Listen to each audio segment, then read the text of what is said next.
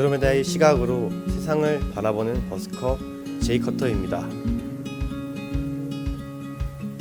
어느 미래의 차원을 넘나드는 사건을 통해 초능력을 갖게 되어 세상을 조정하는 무리들에 대한 상상으로 어린 시절을 보냈고요.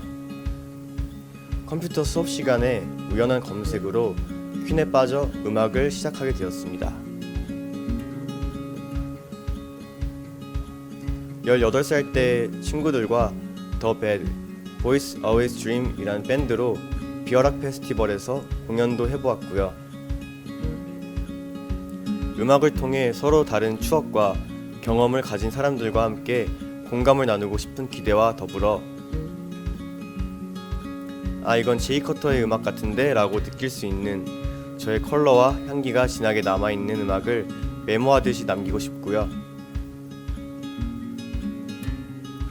또 무대 막이 내려질 때 오늘 하루 행복했다 라는 기억을 심어줄 수 있는 아티스트가 되고 싶은 너바나의 커트 코베인을 좋아하는 버스커 제이 커터입니다. 서울 도남동 외동아들로 태어나 큰 어려움 없이 평범한 가정에서 어린 시절을 보냈습니다.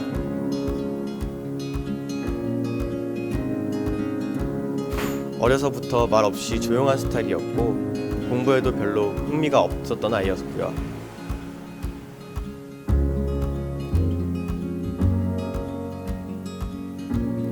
별명이 안드로메다였는데 공상 속에 나만의 세상에 빠져서 시간을 보내던 다소 독특한 스타일이었던 것 같아요.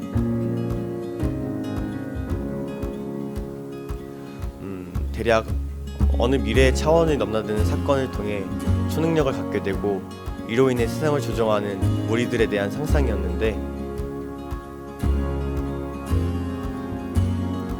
돌이켜보면 이런 이야기를 함께 나누고 즐길 수 있는 친구들이 많지는 않았던 것 같아요.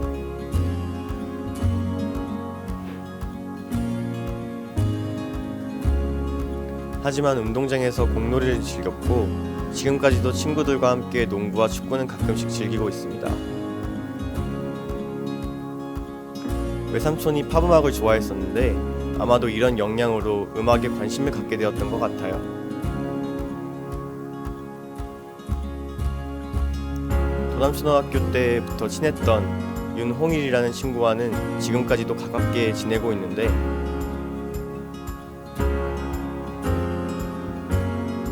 열한 살 때인가 수업 시간에 음악 얘기를 하다가 담임선생님이셨던 최수영 선생님께 걸려 교실에서 손을 들고 벌을 섰던 기억이 생각납니다.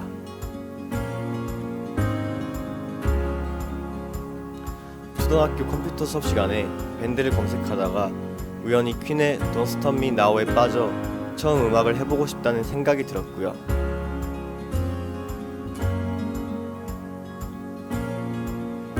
15살 때 부모님을 졸라 처음 기타를 사서 방문을 걸어 잠그고 이런저런 곡들을 연습하면서 습작도 해보기 시작하였습니다. 18살 때 친구들과 더 배드, Boys Always Dream 이란 밴드를 만들었는데 당시 운이 좋아서 비어락 페스티벌에서 즐겁게 공연을 해보기도 하였습니다. 너바나의 커트 코베인을 좋아했고 언젠가 기회가 된다면 오아시스, 데이빗 보이 같은 분들을 만나보고 싶어요. 첫 번째 곡으로 너 없는 밤을 소개해 볼게요. 이 곡은 4년 전쯤 전에 헤어진 친구와의 이야기를 떠올리며 작업한 곡인데요. 만난 지 2년쯤 되어서 군입대를 하게 되었어요. 군 생활에 처음 2-3개월이 지나면서 어떻게든 휴가를 받아서 만나려고 애를 썼었는데 결국에는 헤어지게 되었던 기억을 바탕으로 작업했어요. 헤어진 애인을 대하는 자세는 어떤 모습이 되었건 아주 작은 미련조차도 찌질함으로 비춰질 수 있지 않을까 하는 생각에 오히려 경쾌한 멜로디로 후련함이라는 감정을 조금 더 돋보이게 하고 싶었습니다. 마이클님은 풋풋한 만남이었지만 미련은 없다. 영화 속 버림받은 주인공처럼 나를 평생 아껴준다더니 나 참 어이가 없네 라는 가사에서 주인공의 짠한 후련함에 공감이 된다는 의견을 주셨습니다. 두 번째로 소개할 곡은 안녕 봄 안녕 여름입니다. 일본의 작가 무라카미 하루키의 상실 시대를 읽다가 감정선이 얄팍해져서 충동적으로 짐 싸들고 떠난 일주일 정도의 일본 여행을 바탕으로 작업했습니다. 처음 오사카의 남바역에 도착했을 때에는 사실 좀 실망을 했었어요. 마치 서울의 연신내에 일본 사람들이 가득한 듯 큰 차이를 느끼지 못했었거든요. 하지만 찬찬히 살펴본 그곳은 닮은 듯 다르게 고즈넉하고 차분한 일본 특유의 분위기가 느껴졌고, 곧 내가 마치 주인공 와타나베가 되었다는 생각 속에서 상실의 시대 속 사랑에 대해 쓰게 되었습니다. 한 사람에 대한 와타나베의 지고지순한 사랑, 하지만 그와 더불어 나에게 다가오는 또 한 사람을 받아주는 다소 이상하게 느껴질 수 있는 인연을 스쳐간 봄과 다가오는 여름으로 표현해 보았습니다. 마이클님은 안녕 어제의 봄을 기억해 줄래? 안녕 뜨거운 여름이 오기 전에 내 눈 한 번 더 바라봐 줄래? 의 가사에서 일본 특유의 애니메이션의 분위기가 떠오른다는 의견을 주셨습니다. 세 번째로 소개해드릴 곡은 내 유언을 당신이 들었으면 해요입니다. 지금까지 주변에 몇 번의 자살, 사망 사건이 있었어요. 어릴 때 사촌 누나가 자신의 친구의 자살로 오랜 시간 힘들어했던 모습을 보면서 처음 죽음에 대해 생각해 보았고, 군대 시절 초등학교 동창이고 입대 동기였던 친구와 휴가 날짜를 맞추어 만나기로 했었는데 연락이 없었고, 후에 군부대 헬기 추락으로 사망했다는 사실을 통해 죽음의 허무함에 대해 생각했던 것 같아요. 죽음이라는 게 참 잔인하면서 허무한 일인데, 그 죽음의 주인공이 나라면 과연 어떤 이야기를 남기고 싶을까 하는 생각을 해보았고요. 그런 저를 위해 가슴 아파할 누군가에게라도 함께해서 행복했었다고 생각하길 바라는 마음으로 너무 무겁지 않게 만들게 되었어요. 사실 누구에게나 일어나는 일이잖아요. 너무 슬퍼하거나 우울해하지 말고 그저 함께할 수 있어서 즐겁고 행복했다는 얘기를 하고 싶었어요.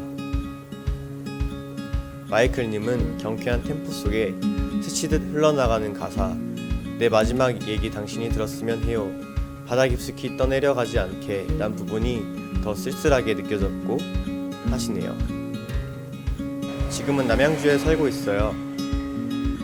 보통 8시 정도에 일어나서 수업을 듣거나 책을 읽고 곡 작업과 녹음 등을 보완하며 연습실 등에서 기타 레슨을 하고 있고요. 6월 중에 어쿠스틱 기반의 디지털 싱글을 준비 중에 있습니다. 저는 음악을 통해 서로 다른 추억과 경험을 가진 사람들과 함께 공감을 나누고 싶다는 기대가 있어요. 작년 강북구의 사롱드비라는 공간에서 마지막 순서로 공연한 적이 있었는데, 내 유언을 당신이 들었으면 해요 곡을 마치고 내려왔을 때 호응해주신 관객분이 기억에 남아있습니다. 3-4분 정도의 짧은 시간이지만 바쁜 일상 발걸음을 돌려 공연을 보러 오시는 분들에게 아, 이건 제이 커터의 음악 같은데 라는 생각이 들 만큼 저의 컬러와 향기가 진하게 남아있는 음악을 메모하듯이 남기고 싶고요. 무대 막이 내려질 때 오늘 하루 행복했다 라는 기억을 심어줄 수 있는 아티스트가 되고 싶습니다. 그래서 또 인연이 닿는 곳이라면 어디든 찾아가 음악과 함께 소통하고 싶고요. 더불어 이 기회를 통해서 인스타 아이디 프리마나를 사용하시는 분, 그리고 블로그 아이디 상고대를 사용하시는 분에게 감사의 말씀 전합니다. 또 코로나 상황에서 좋은 인터뷰 기획 진행해주신 마이클님, 아트인더시티에도 감사드립니다. 늘 건강하시고 가까운 시간에 편한 공간에서 좋은 인연 함께하길 기대하겠습니다.